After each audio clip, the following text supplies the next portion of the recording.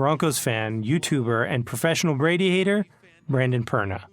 I spend an unhealthy amount of time hating Tom Brady. Hey, I'm in the Tom Brady documentary. Welcome to That's Good Sports. I am Brandon. I strained my neck laughing at the news Daniel Jones strained his neck, Perna. Why would you laugh at an injury, Brandon? You may be asking. Well, because I have no soul, but also because Mike Glennon is starting in place of Daniel Jones, who has a strained neck. This guy, most famous for his mile-long neck, has to start because of a strained neck. Not his strained neck, the starting quarterback's strained neck. Obviously, the only way this could be funnier is if Mike Glennon were starting in place of Davis Mills due to a strained neck. Now, today, I learned Chad Neidt and I made the final cut for the Tom Brady documentary, Man in the Arena, in the podcast episode titled Haters. There it is. There's my name. There's the proof. But me? A hater? I don't think so, Tom. What have I ever done to give you the impression I'm a hater? Oh yeah, come up with the catchphrase, fuck you, Tom Brady. Fuck you, Tom Brady. Fuck Tom. Now, I have no idea if Chad and I will be in the video version of Man in the Arena on ESPN, but I'll play you the clip from the podcast and tell you how we got there after getting through a mountain of NFL news in today's episode of That's Good Sports.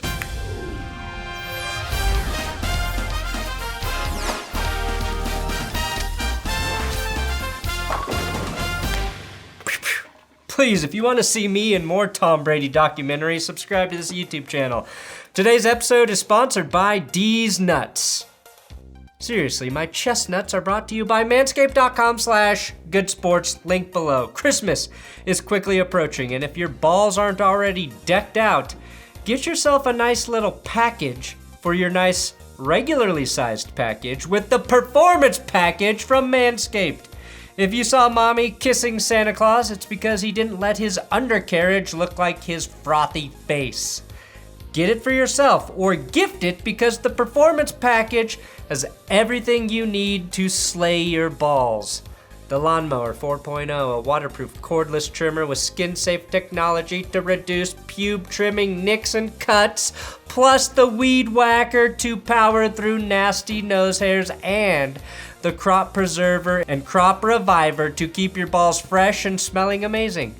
If you want to refer to yourself as Rudolph the Red Rocket Reindeer this holiday season, do it with the Performance Package so your man basement is glowing oh so bright. Manscaped.com/goodsports for 20% off, plus free international shipping and 2 free gifts.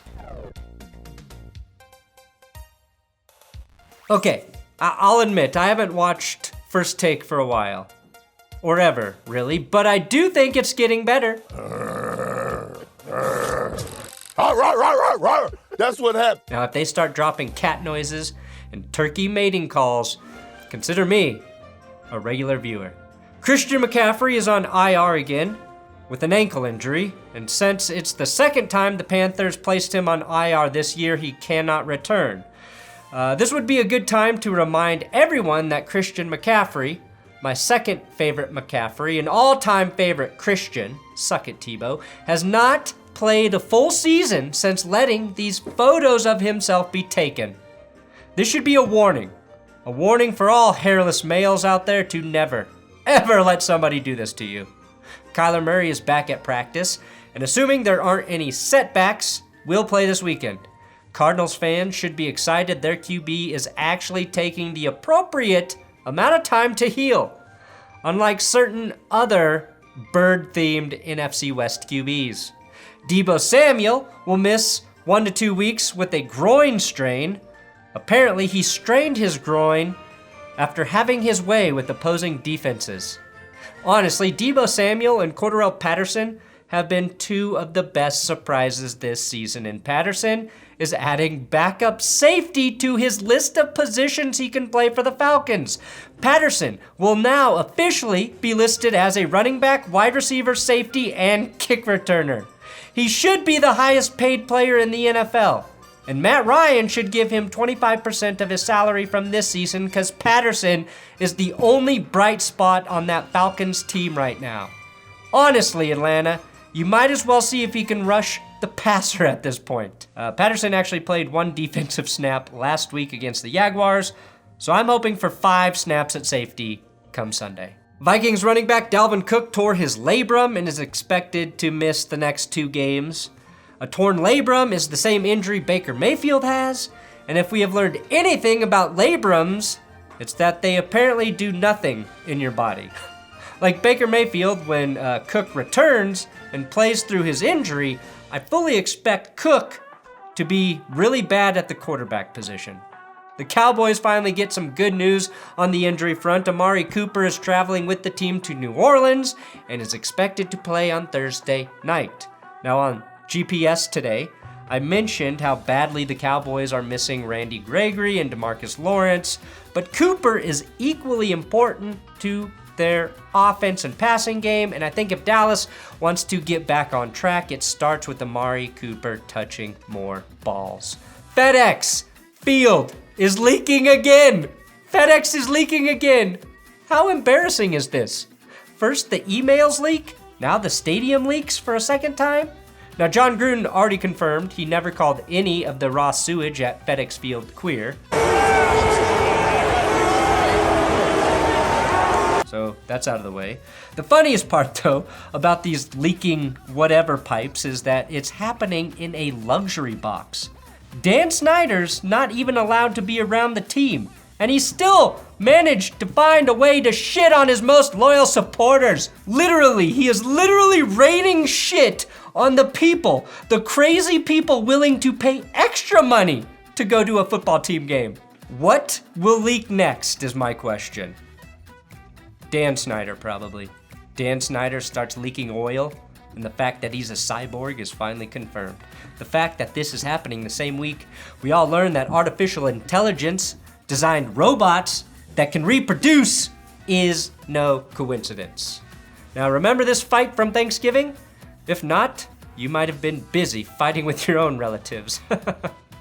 I kid, but fuck you, Uncle Dan, you fat fucking bigot. I hope your eczema consumes your entire dumb face. Anyway, this was a Cowboys defensive tackle Tristan Hill throwing a punch at Raiders offensive lineman John Simpson.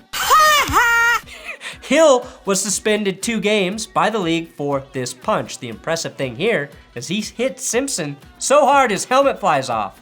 But sadly, this occurred after the game was over.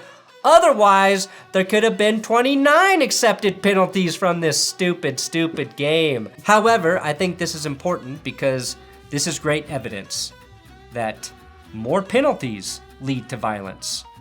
More penalties lead to violence, not emphasizing taunting. The Cowboys and Raiders had over 200 yards of penalties in this game, 2 ejections, and still a fight occurred. So NFL, you have no evidence that your taunting emphasis protects players.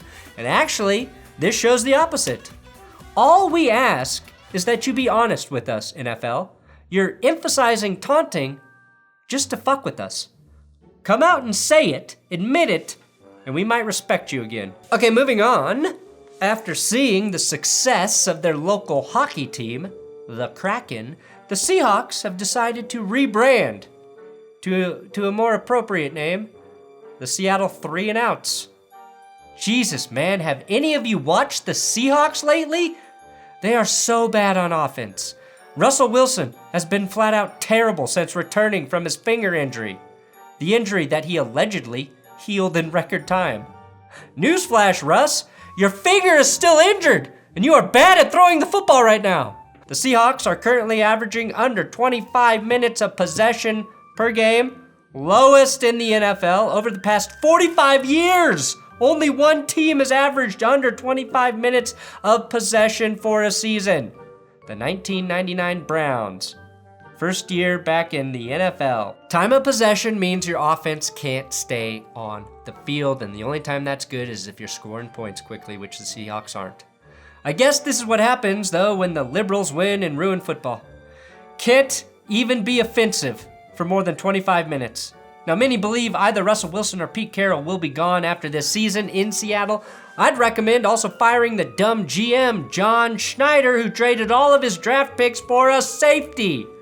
Giving up premium draft picks is okay, as long as you know you won't suck. Otherwise, the thing you need to fix, the suck, is gone in draft picks.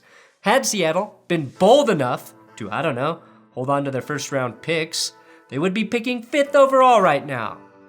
But that could become irrelevant if they do trade Russell Wilson and get multiple first rounders back for him in the span of, a couple years. But then, does Russ Wilson really want to go to another team that can't draft in the first round again?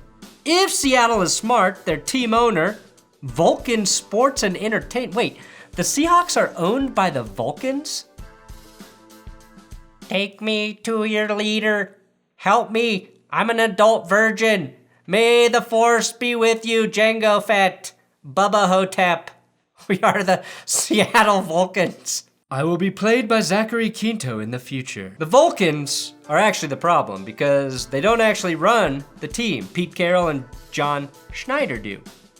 They have all the working power as GM/VP/presidents of football operations. So unless the Vulcans beam themselves down to reality and shock everyone by firing Pete Carroll and John, then my best guess is Russ Wilson will be cooking somewhere else in 2022. The question now, is he still good?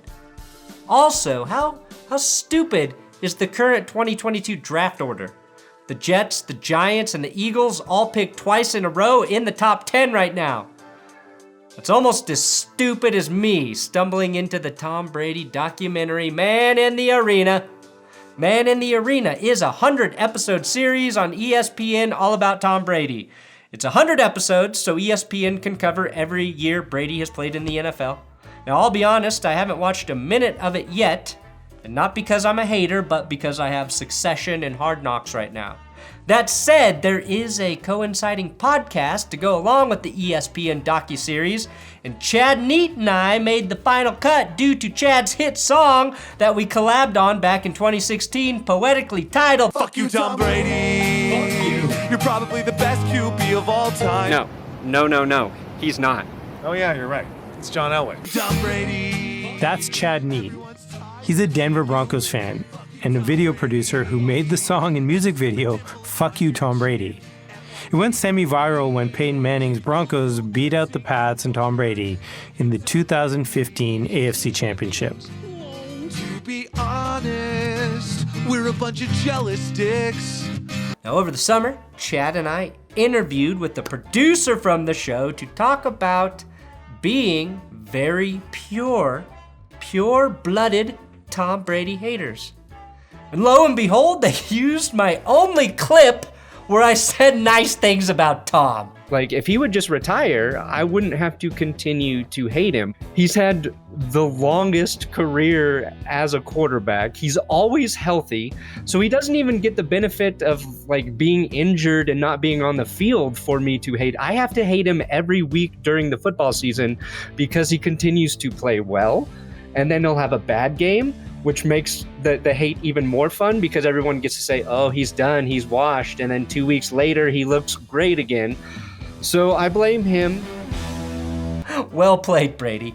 Well played, you mother licker. My goal here, though, is to use this cred to get Brady on my show. Look at my name, right there next to Jimmy Kimmel. I mean, the only time I thought I'd see That's Good Sports written in an official Tom Brady document would be a cease and desist order. The song was a collaboration with fellow Broncos fan, YouTuber, and professional Brady hater, Perna. I spend an unhealthy amount of time hating Tom Brady.